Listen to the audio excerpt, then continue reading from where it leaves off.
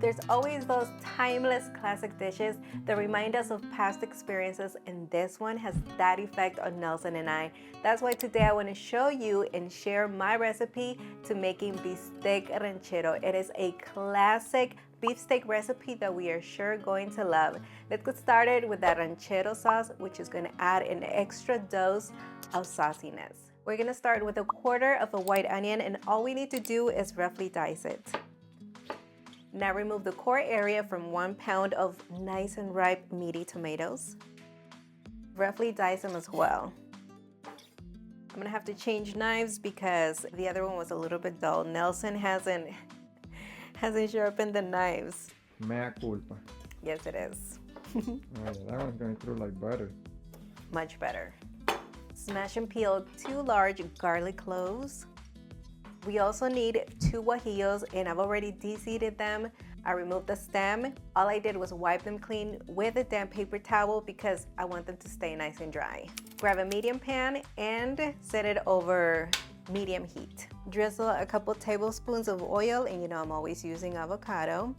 It's a good neutral oil to use. Toast both of those guajillo peppers and just pass them through. You don't want to burn them. Just allow them to get nice and fragrant. It's just gonna take a few seconds, but the outcome is gonna be so good because it's gonna awaken and kind of deepen all of those flavors. Very simple steps that make a huge difference. These are coming out, and the onion and garlic go in. Oh yes, it is action time. Just stir those around, allow them to slightly soften. Now add in 1/2 teaspoon of Mexican dry oregano and 1/2 teaspoon of whole cumin.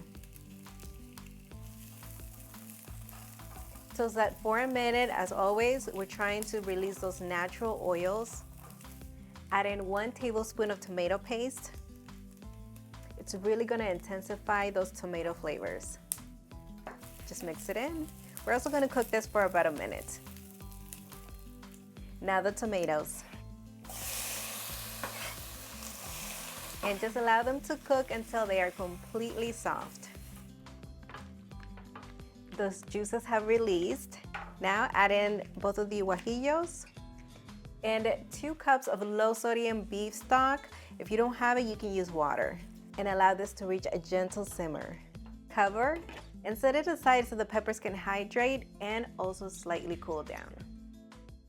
Now we need to small dice 10 ounces of potatoes. You can use russet potatoes, you can use gold potatoes. These are Dutch baby yellow potatoes. All right, I'm gonna keep the skin on for that fiber content and just small dice them into bite-sized pieces. Heat some oil, and I have it on medium heat. Once nice and hot, add those potatoes. Okay, now season them with salt to taste and a little bit of ground black pepper. It's on the way. Toss that. Beautiful. Now just allow these to get a really nice golden brown color all around and also slightly cook. Meanwhile, thinly slice 1/2 of a white onion.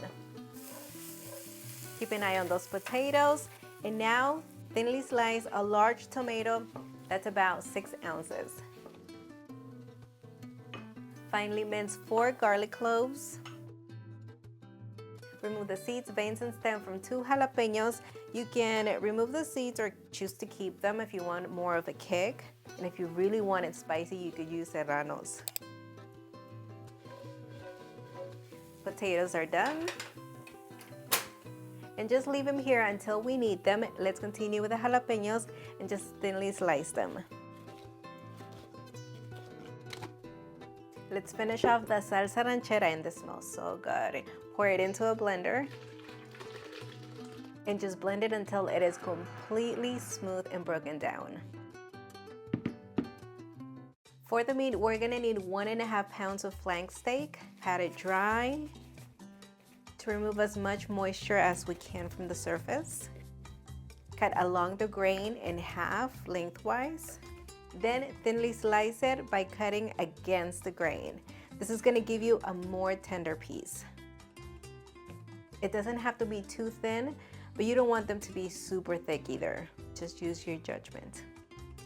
Do a generous amount of salt to taste and freshly ground black pepper.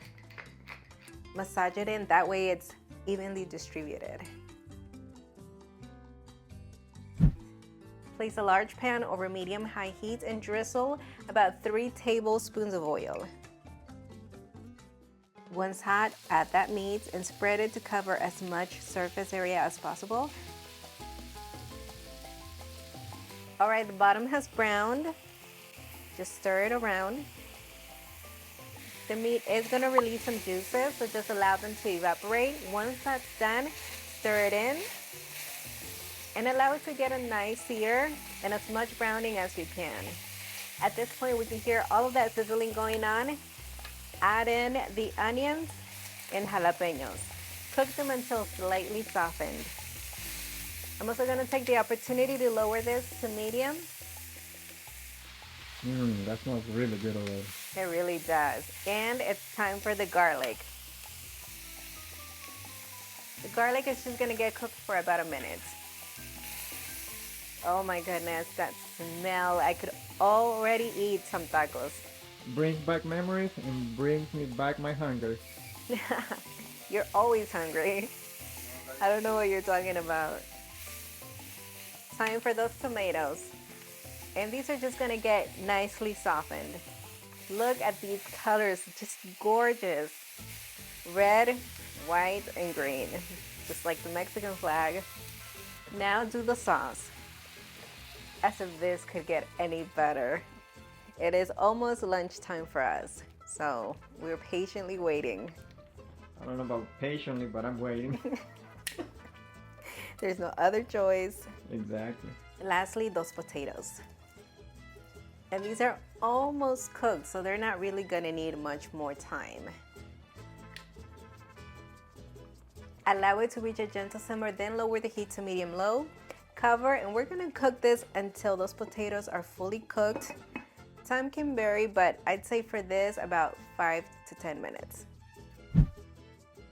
Check this out. The final touch has to be season it with salt to taste. I'm gonna be able to open up those flavors.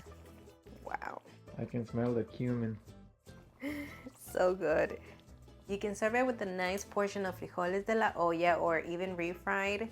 I think Mexican white rice works wonderful. I'm gonna leave you the links to all of the recipes down in the description area, and I'm just gonna have a good portion of beans. Nelson, on the other hand, is gonna have a good portion of beans, a good portion of rice, a good portion of bistec, and tortillas. Look at him. By the way, let me just say, well, I guess you guys already noticed it.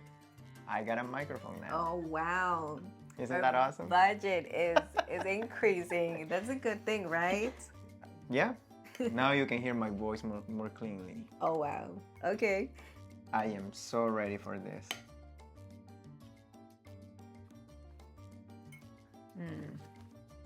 Wow.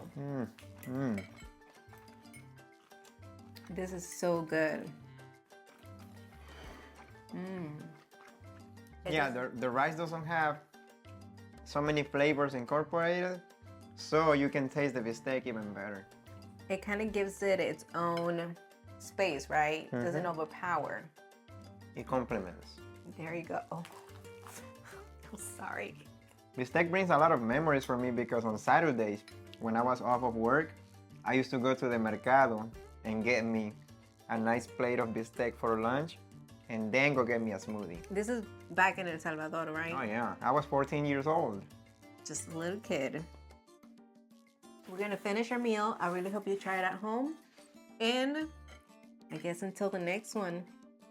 Until the next one, everybody. Bye, everyone.